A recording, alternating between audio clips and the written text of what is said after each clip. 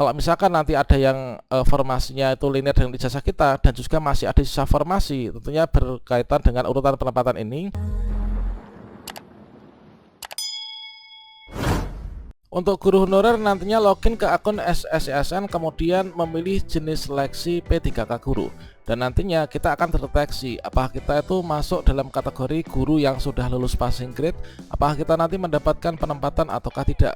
Tentunya disesuaikan dengan formasi per mapel yang dibuka di Pemda kita masing-masing. Termasuk juga untuk teman-teman P2 maupun juga P3, apakah nanti akan mendapatkan penempatan sisa formasi dari P1 ataukah tidak, termasuk juga untuk teman-teman pelamar umum. Terkait tentang formasi P3K Guru 2023, seluruhnya berada pada Dinas Pendidikan, artinya tidak langsung diberikan untuk sekolah penempatan.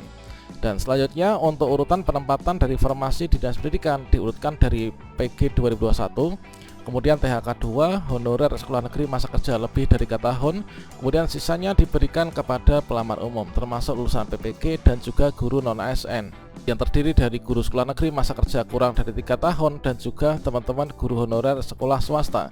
Sehingga di sini nanti kita tidak perlu melakukan pemilihan formasi P3K Guru 2023 dikarenakan seluruh formasi berada pada Dinas Pendidikan. Namun di sini nanti akan ada 5 langkah guru honorer supaya bisa diangkat menjadi ASN P3K. Kira-kira step by step pengangkatan guru honorer melalui mekanisme seleksi P3K Guru tahun 2023 ini seperti apa? Silahkan simak video ini sampai selesai. Namun sebelum kita lanjutkan, perlu saya ingatkan, bagi teman-teman yang mungkin baru saja menemukan channel ini, silakan klik tombol subscribe-nya dan aktifkan notifikasi loncengnya, sehingga nanti jika ada update video terbaru, kalian tidak akan ketinggalan informasi. Baiklah sobat-sobatnya, ketika nanti pendaftaran P3K Guru tahun 2023, ketika kita login ke akun SSCSN, yang mana di sini untuk headernya itulah login SSCSN 2023, maka dengan kita memasukkan nomor induk kependudukan dan juga masukkan password, kemudian kita klik login, berikutnya kita akan bisa masuk ke akun SSC ASN kita. Dan berikutnya nanti kita akan deteksi kita itu masuk dalam kategori pelamar yang keberapa. Tentunya kita masuk dalam kategori pelamar tertentu, itu nanti yang akan menentukan kita itu ikut seleksi P3K Guru 2023 itu menggunakan mekanisme yang mana? Apakah mekanisme penempatan untuk yang P1 ataukah nanti menggunakan mekanisme dengan CAT. Nah, berikutnya di sini nanti setelah kita login, maka otomatis di sini akan terbaca dari ijazah kita. Kualifikasi ijazah kita S1 atau D4 yang mana telah dilakukan verifal ijazah di Info GTK dan juga tersinkron dengan Pendikti, maka di sini nanti akan bisa disandingkan dengan formasi mata pelajaran yang dibuka di Pemda kita. Kalau misalkan teman-teman punya sertifikat pendidik, maka di sini nantilah yang pertama kali akan disandingkan dengan formasi mata pelajarannya. Kalau misalkan belum punya serdik, maka nanti akan diambil dari kualifikasi ijazah kita. Tentunya untuk kita nanti bisa disandingkan dengan formasi yang dibuka di Pemda, dianggap linear atau enggak, kemudian terbaca atau enggak, itu adalah peranan penting dari verifal ijazah dan juga keterbacaan ijazah kita di Pendikti itu sangat penting sekali ya teman. Nah, berikutnya di sini dari ijazah yang kita miliki dari seluruh kategori pelamar yang telah login ke akun SSCSN, dari ijazah yang dimiliki, kemudian nanti akan disandingkan dengan sistem informasi dari SSCSN ya, yang dari BKN ini sedang dalam progres penginputan. Berikutnya untuk formasi di sini itulah formasi P3K Guru, seluruhnya itu berada pada Dinas Pendidikan. Artinya nanti kita memperebutkan formasi ini menggunakan mekanisme seleksi masing-masing. Setelah kita login, nanti kita terdeteksi sebagai pelamar prioritas yang keberapa. Dan setelah nanti kita login, maka nanti kita akan mendapatkan tampilan yang seperti ini. Jadi langkah pertama setelah kita login itu kita melengkapi biodata ataupun juga biodata yang mungkin akan diedit. Nah, kemudian di bagian ini kita memilih jenis seleksi. Nah, ketika kita memilih jenis seleksi, tentunya di sini dari dasarkan dari nomor induk kependudukan kita. Kalau misalkan guru honorer itu terbaca pada Dukcapil dan juga Dapodi kan. Dan di sini kita memilih jenis seleksi P3K Guru, dan berikutnya nanti dari formasi per mapel ini ada nggak yang sesuai dengan linearitas ijazah kita yang kita miliki yang sudah diverifal di Info GTK ini. Itulah nanti yang akan sebagai penentu, yaitu misalkan di sini sebagai P1 Nah, misalkan di sini sebagai P1, maka kalau misalkan di sini ijazah saya itu S1 PGSD misalkan. Ijazah saya S1 PGSD dan di daerah saya di sini guru kelas itu membuka ada sekitar 50 formasi. Kemudian di sini saya sebagai P1 yang nanti tinggal penempatan, ini akan mendapatkan tanggal seperti ini, yaitu Anda mendapatkan penempatan, lokasi penempatan nanti akan diumumkan ketika sudah pengumuman ya. Nah, kemudian untuk P2, P3 pun nanti juga demikian, yaitu akan bisa melanjutkan pendaftaran atau tidak, itu ditentukan oleh formasi yang dibuka sesuai dengan linearitas ijazah kita yang sudah terdaftar di PDT dan juga sudah kita verify di Info GTK ya. Nah, kalau misalkan ternyata formasinya ini sudah habis, misalkan formasi guru agama Hindu tinggal cuma 1 kan, kemudian P1 ada yang agama Hindu, kemudian nanti untuk P2, P3 dan seterusnya, ini otomatis nggak akan bisa lanjut.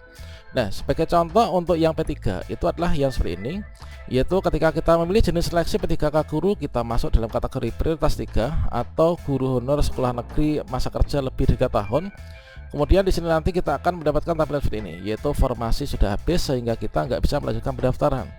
Dan kemudian untuk pelamar umum pun juga demikian, setelah didalilkan semua itu dari kualifikasi ijazah dengan formasi yang dibuka, dari sisa formasi dikarenakan di sini untuk pembagian formasi dari Dinas Pendidikan ini disesuaikan dengan mekanisme seleksi P3K guru tahun 2023, yang mana untuk distribusi formasi P3K guru 2023 yang ada di Dinas Pendidikan itu adalah seperti ini, yaitu di sini untuk tahapan pengisian formasi ya.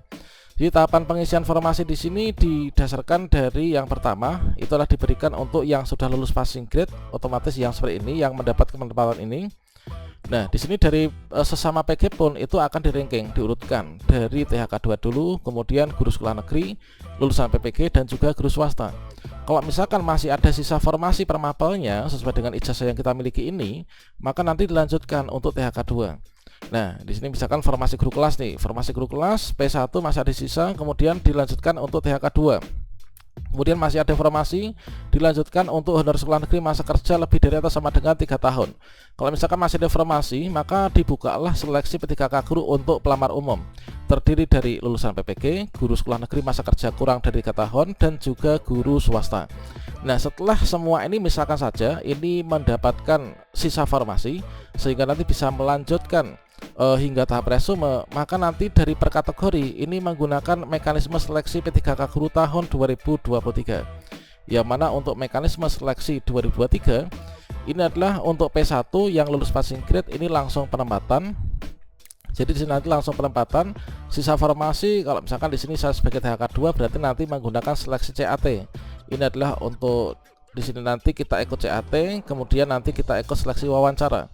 Kemudian untuk P3 pun juga demikian. Ini per kategori tentunya mekanisme seleksinya berbeda-beda ya. Namun untuk urutan penempatan itu adalah didasarkan pada tahapan pengisian formasi yang seperti ini. Kemudian sisa formasi akan diperbutkan oleh teman-teman lulusan PPG dan juga guru non ASN.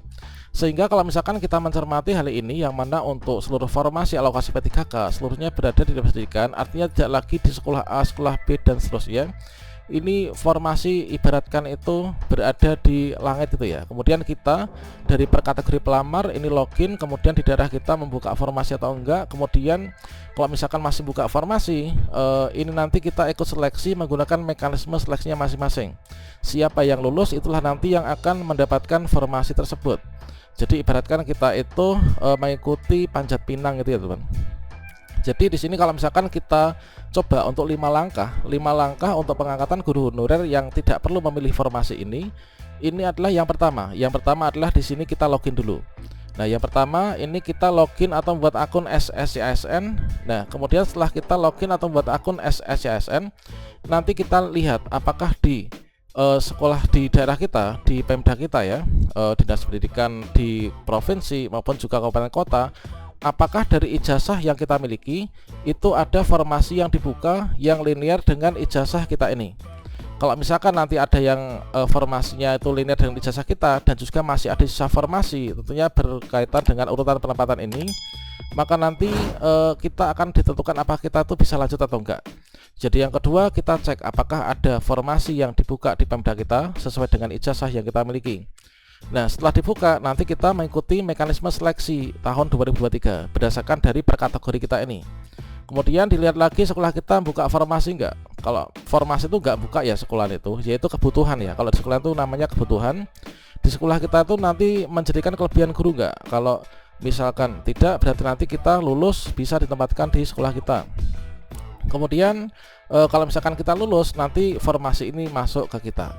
Jadi untuk mekanisme seleksi PTKK guru kita nggak perlu milih formasi, namun formasi yang di dinas itu nanti kita perebutkan dengan cara mekanisme seleksinya masing-masing mendapatkan nilai terbaik ya. Demikian, semoga bermanfaat.